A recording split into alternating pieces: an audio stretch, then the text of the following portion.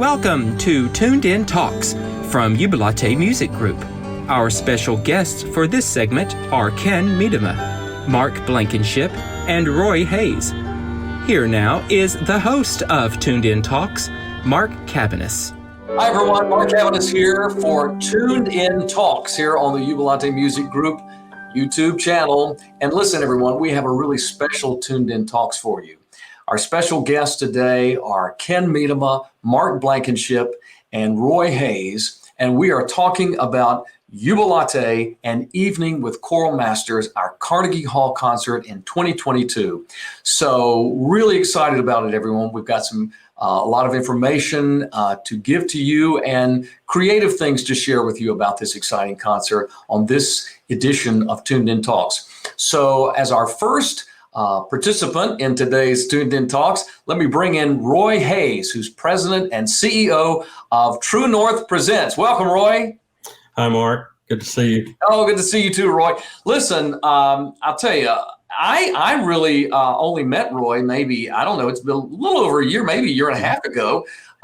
We were going to do this concert, and then, of course, COVID hit. And then we delayed it until July of 2022. But Roy, you came to so highly recommended to me with what you do with True North Presents. And so tell us a little bit about your company, Roy, and then we'll get into the event itself. Happy to do that, Mark. For about 12 years, we have been partnering with ministers of music, contemporary Christian music artists, and arrangers, composers like the guys involved in this project to present meaningful concert ministries in high-end venues, particularly Carnegie Hall in New York City, Kennedy Center in Washington, D.C. And these are unique one-time performances that occur. We spend about a year putting this together, and typically we'll have singers come from all over the country, sometimes around the world, to be a part of this. And the relationships that we have with ministers of music and folks like yourself, Mark, are kind of the key to creating this opportunity. And for us, the heart of this is really bringing together church musicians, volunteer church musicians.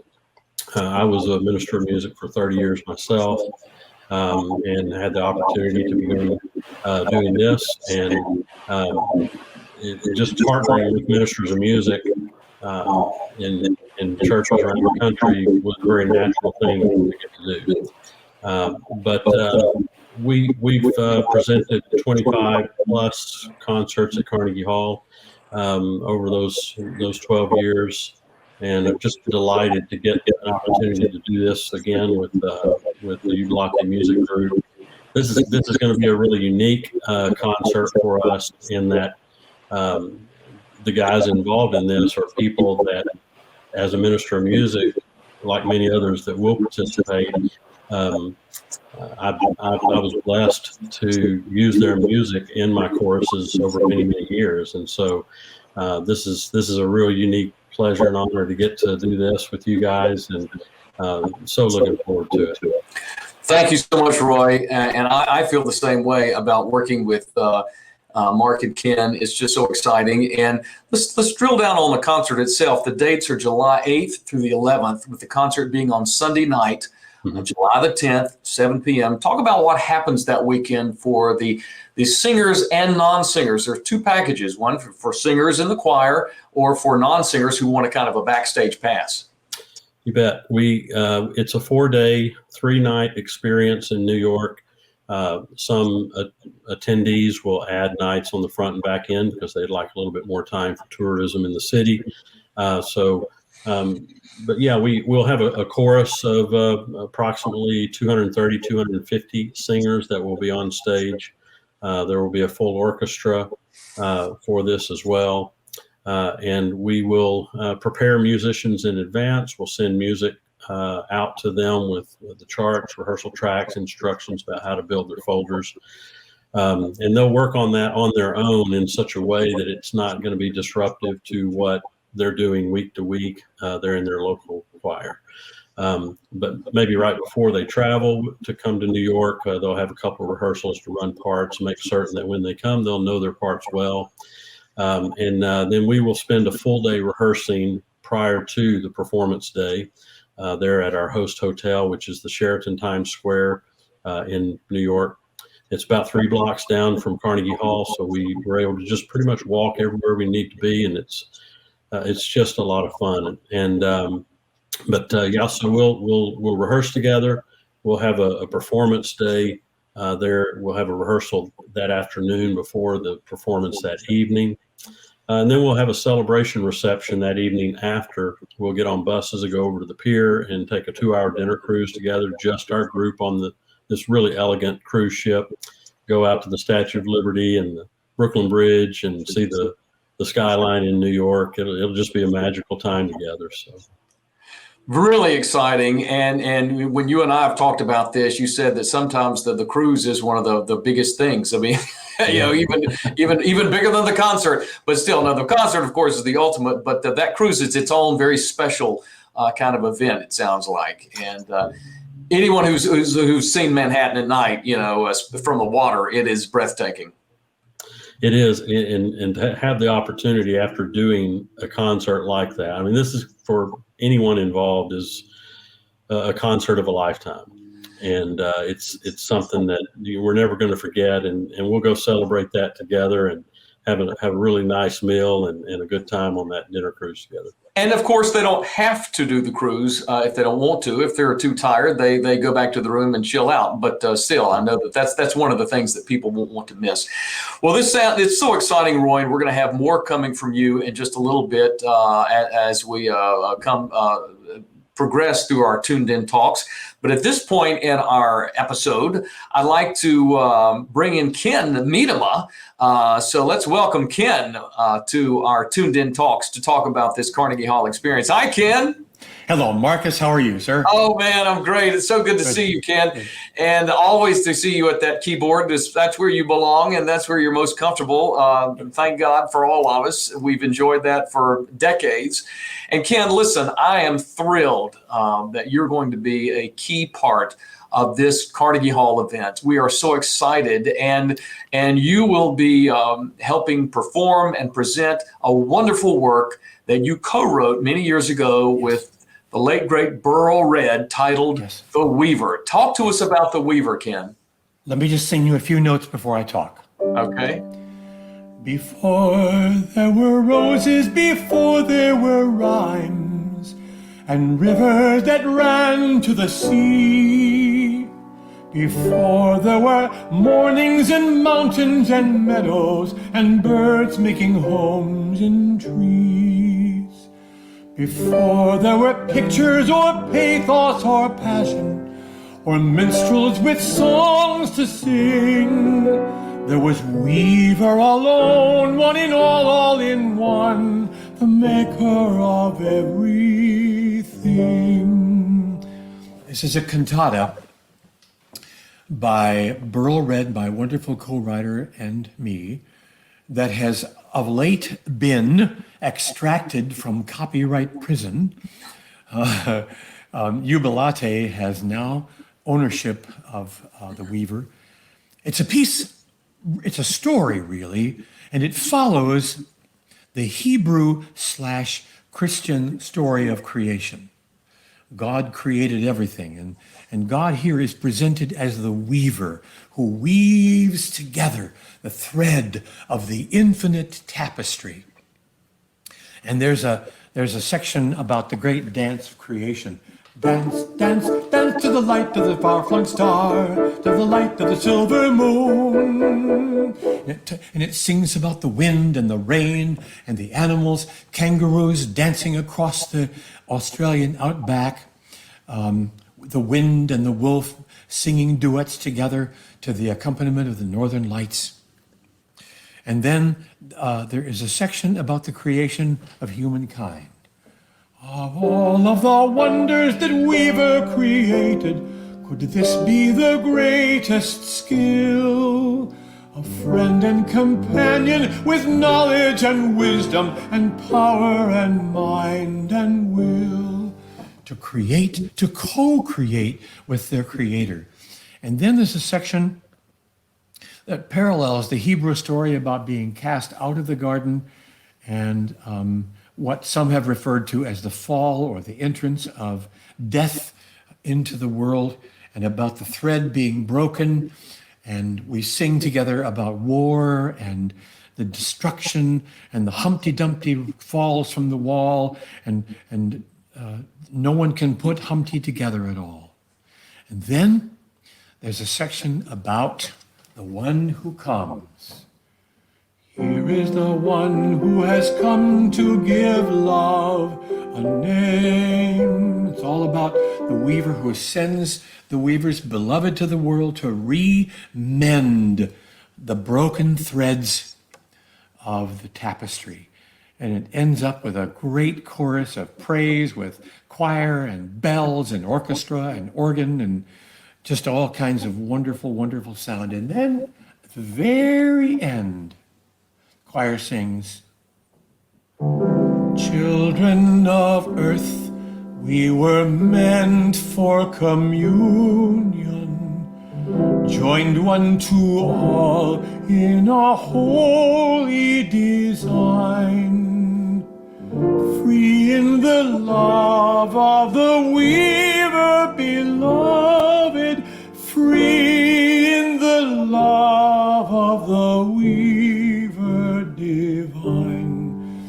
And then there's a gentle amen, and then the last sound of the handbells as they ring out the night. That's the weaver for you. Wow. Ken, thank you. As only you can present that, you have done so for us today. And I remember when this work was first released, and I was very taken with it, as were a lot of people. And thank you for mentioning that, yes, Jubilate Music Group is now its home. And we're honored and excited to be that. And we will be re-releasing the work officially with a new edition in 2022. And our Carnegie Hall performance of this work is really kind of the relaunching pad, and what a relaunching pad it can be, with you there, with a nice big choir and orchestra, and on arguably the world's greatest stage. And I think it's very deserving, and everyone who just heard what you just played, if they're not already familiar with the work, can see why it's so special, and it just resonated with so many people and deserves a rebirth. And what strikes me is when you're singing that last song, and we've talked about this before, but let me say it now, how I think timely the work is now more than ever. Yes. About how weaving people together again, and using Christ and God as the great weaver, ultimately to accomplish that goal. And so thank you. And this also, I might add, is the one and only time that you and Burl Red ever collaborated together. Is that right? That's yeah. Right. And so it's a phenomenal collaboration to have you two together. That was the other thing that I remember when I first saw the choral book and the record, and records have made a comeback now. But, and I remember it saying, Ken Meadham and Burl Red. I thought, wow, what a dynamic duo to have you two writing this. So it's so exciting. And Ken, we're just thrilled about it. And thank you for sharing that with us.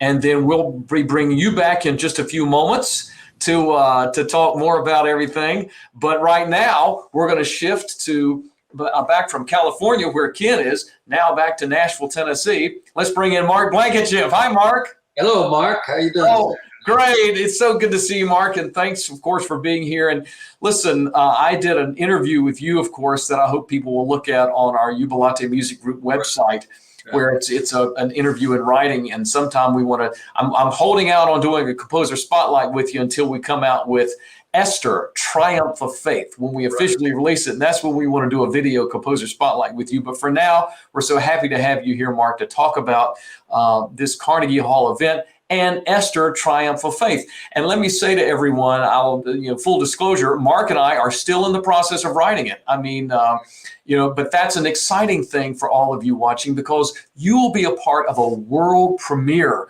of this event. This is a world premiere of Esther, Triumph of Faith. It'll be about a 35-minute cantata, musical, you could call it, a musical in concert, you could call it, where there will be 4 soloists playing the lead roles of Esther, King Ahasuerus, and Mordecai, and Haman, and then the choir singing of this glorious, moving, impactful story of Esther. Mark, what are your thoughts? Because let me just say, before you say, Mark has been, of course, playing me music to my lyrics, and friends, it is phenomenal. Mark, again, I could go on and on about how I've known the music of Mark Blankenship since I was 17, and now I'm 39. But and if you believe that, we got a bridge in Brooklyn, I'll tell you. But this is some of his, if not his finest work yet. Well, I think before I start talking about that, it would be that we're partners in this, and that you came to me because of our history together, but you had this idea, and I think you need to tell them a little about the idea. You can make it fairly brief, but tell them about the idea, why you came up with Esther.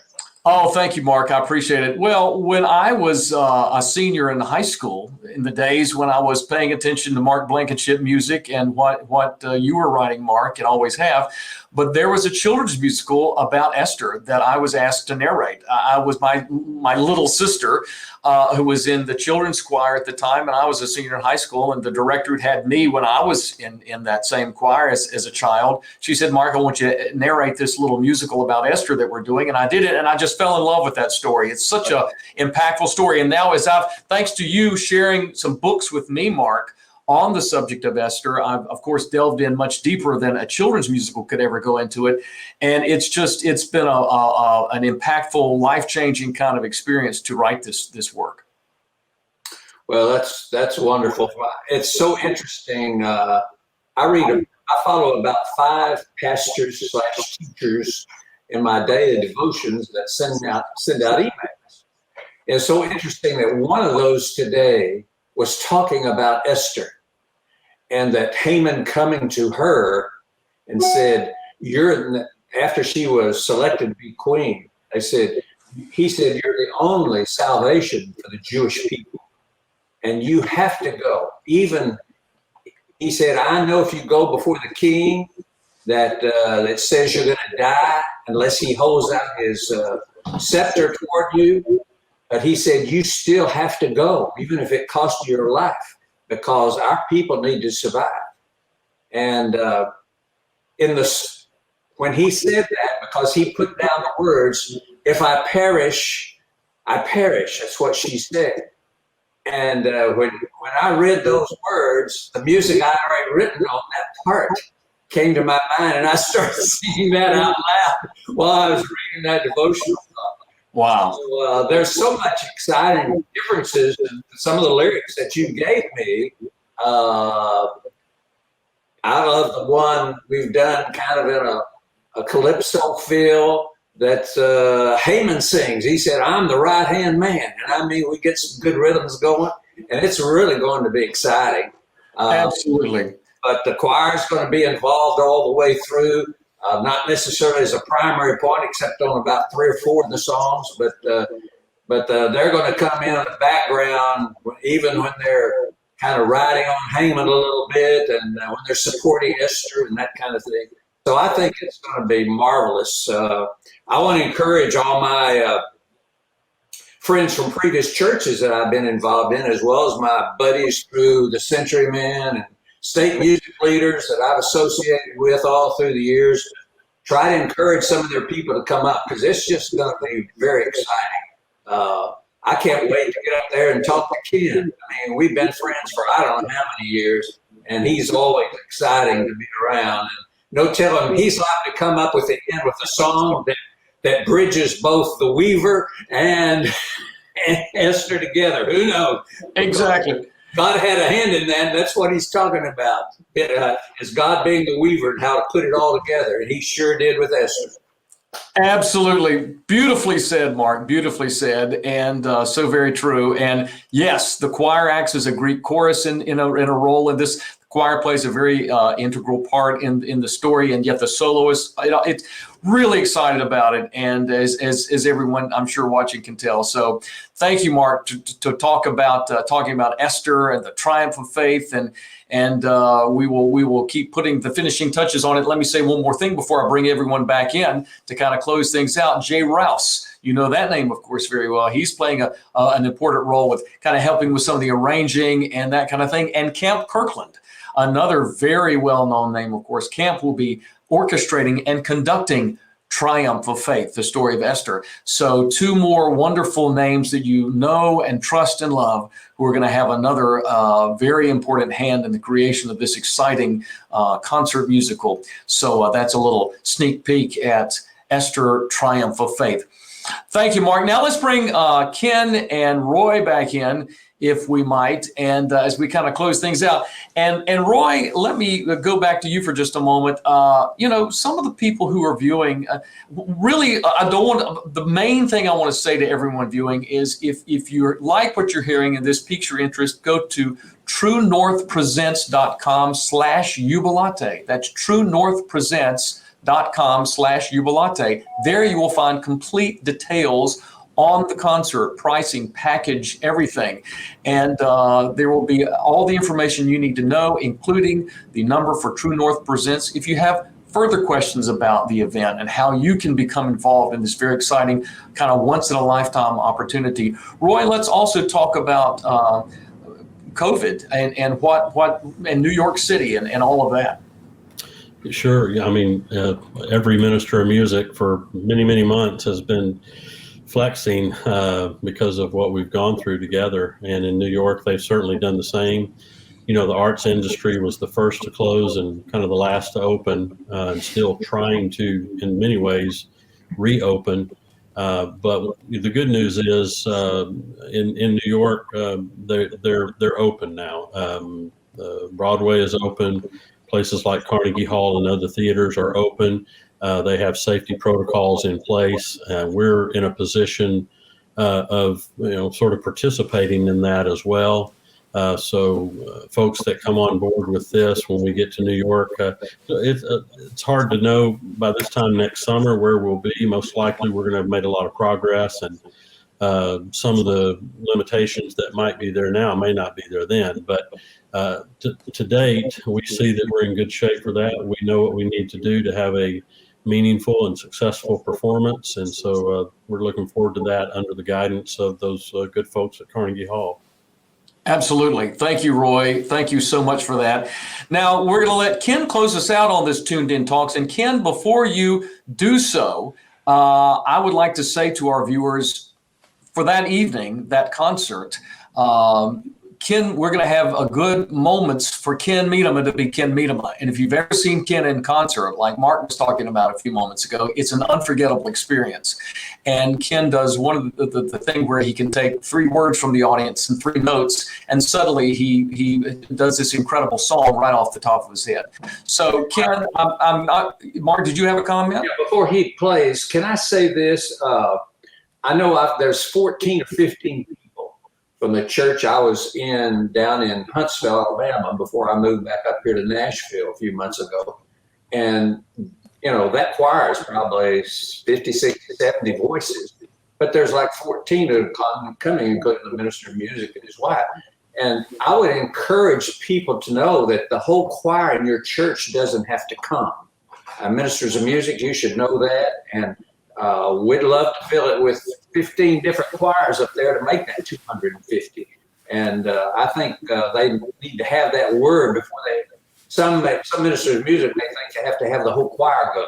And Roy, I know if they talk to you, you would tell them, no, that's not true. But I'd love to see a lot of people from a lot of different churches. That'd be wonderful. That is so well said, Mark. Thank you very much for that little point of clarification. Make sure that everyone's crystal clear that absolutely we'd love to see a full choir come, but that's not required. But as broad a spectrum we can get, we're excited about that. And different age groups. We've had people in Kentucky, I know, Roy, talking about having 17, 18, 19-year-olds. And as long as they're all chaperoned, and that's that, and they are, and they will be, we welcome that age group too. The upper teens, high school students. But we want a broad spectrum, not only of ages, but of different denominations and everything. So we're really excited to be able to pull this together. And so, Ken, listen, again, we're going to let Ken be Ken that night, and that's going to be an exciting thing. And so we're going to let Ken be Ken right now. And so, Ken, I'm going to put you on the spot. Can you come up with a song to close us about this event?